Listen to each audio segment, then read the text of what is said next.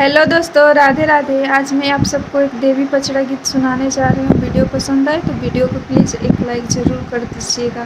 कौन फूलवा ओढ़ने मैया के, कौन फूलवा डासन मैया महारानी हो, कौन फूलवा मैया के सिंगार मैया महारानी हो, कौन फूलवा मैया के सिंगार।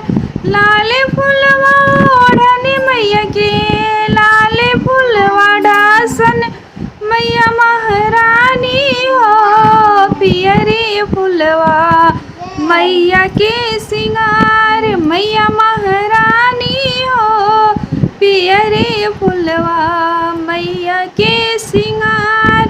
कौन चुनरी ओढ़ने मैया के, कौन चुनरी डासन मैया महारानी हो, कौन चुनरी मैया के सिंगार मैया महारानी हो, कौन चुनरी मैया के सिंगार।